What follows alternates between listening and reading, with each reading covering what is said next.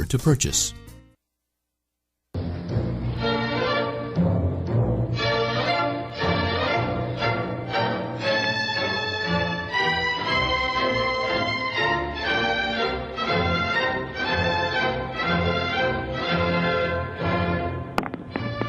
Welcome to this week's edition of World Crisis Radio. This is Webster Tarpley speaking to you from Washington, D.C. Now, we've got a rapidly unfolding European crisis. The European financial crisis had died down somewhat during the long Christmas break, the Christmas to New Year's break, followed then by Epiphany and God knows what else. But now it is exploding again, and it is in the form of a cynical, concerted attack by Anglo-American finance capital, finance oligarchs attacking Europe, and it comes in the form of Standard & Poor's, the unelected, unaccountable, unregulated, totally wild financial ratings agency, obviously shot through with intelligence agencies and other kinds of nefarious influences, having been accused of insider trading. The rumor mill is now going wild in Europe that S&P is about to attack a whole group of European countries, and this will introduce a new phase of the crash. But notice how it's being done. It's perfectly coherent with what we've been following here since the end of 2009, a cynical attack by the U.S. and the British against the euro. This is not a market event. This is not based on fundamentals. This is an attempt to export the depression, beggar my neighbor. The specifics are right now at just after 1 o'clock in the afternoon Eastern time here on the 13th. It's Friday the 13th. My heavens. S&P is about to degrade France and Austria. They go down one notch. France and Austria down one notch. Italy, Spain, and Portugal down two notches. Italy, Spain, Portugal down two notches. The claim is that Germany and the Netherlands will not be attacked today. So that's a serious attack. This is an attack on the European Financial Stability Fund and the euro bailout. It's the attempt to create a chaotic breakup of the euro. This is the obvious strategy, the chaotic breakup of the euro, so that the hedge fund hyenas and zombie bankers can feast on the flesh of the resulting wreckage. The convoy is to be broken up, the individual components of the convoy then attacked and wiped out, and the more the currencies go down, the easier it will be to go to, if you can return to the drachma and the peseta and these other inconsequential mini currencies. The mark, I'm afraid, would qualify as a mini currency in the modern world. Then that will be facilitated. Remember, the mark needs this convoy around it, otherwise it will be driven upwards into the stratosphere, and the German export trade therefore destroyed. Unfortunately, we've got a lot of intellectuals in Europe who are playing along with this game based on pure populism, pure opportunism, really, because the entire disoriented, crazed petty bourgeoisie, the Spießbürger, are going in the direction of trying to take it out on the euro rather than fighting the banks, who are their enemies. Attack the euro zombies, not the euro. The European Central Bank has got to be seized. Don't think you can retreat. You can't go home again, as Thomas Wolfe said. Now, this crisis, you could see it coming before Christmas, as we know. The European Central Bank had lent out $650 billion at 1%, not to the nation states, not to regional authorities for building infrastructure, which would have started a recovery, but purely to bail out bankrupt derivatives, that mass of old collateralized debt obligations that's been sitting in those banks.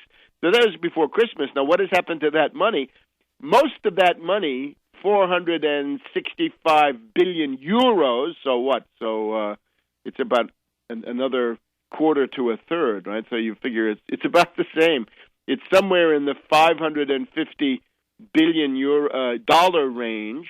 So almost all of the money lent out by Draghi to the euro zombies at 1% before Christmas is still sitting in the vaults of the European Central Bank, where it's kept for safety. And we had this amazing moment this week where the fear was so great that Germany went into negative interest rates. Negativzinsen came on the scene for the first time in the memory of living people, I think. It's basically a rare event, right? An absolutus novum, I guess we'd say, something completely new. So that is, of course, a reflection of fear. The U.S. Treasury bond, the 10 years, were going at 1.9% interest, very, very low. So the fear is huge.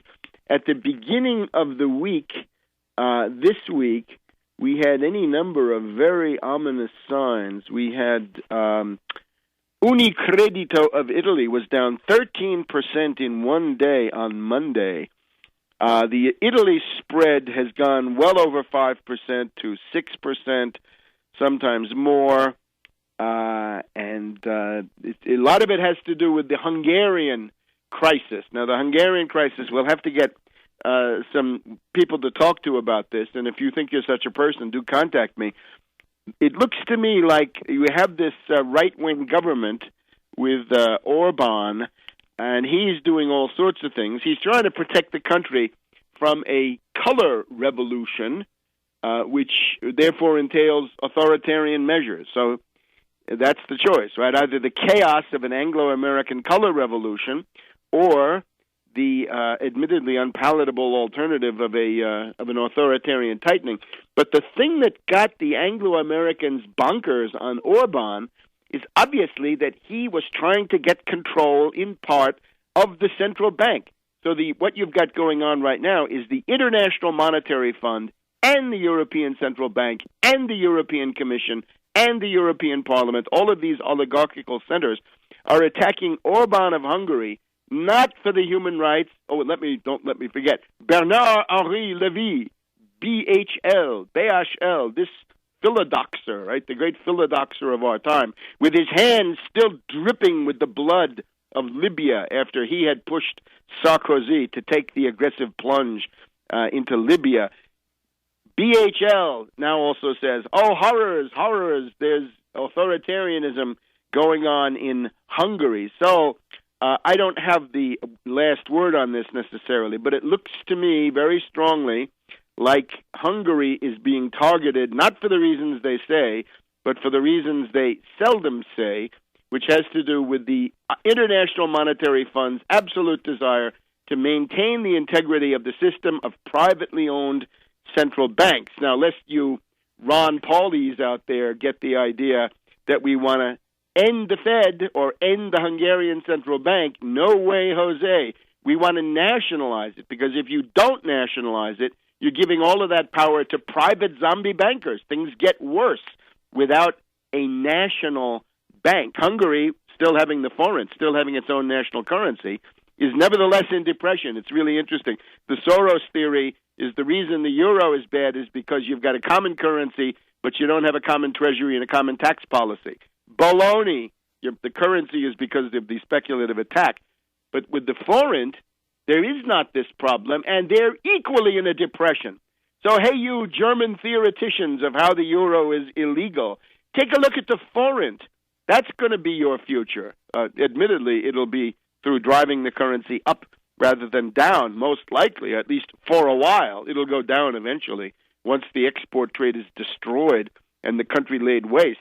So the forint, the whole Hungarian experience shows that it's not a matter of the euro one way or the other, that it's a matter of financial warfare conducted in the framework of a world economic depression. So in the case of Greece, we had a rare epiphany a little bit late this morning. On National Public Radio, Diane Rehm show, I think it's David Ignatius, he said that the Greek experience is proving you can't bleed your way to health because the Greek deficits are rising. The austerity program is leading to bigger deficits. Ron Paul, please take note. We'll be back in a minute here on World Crisis Radio.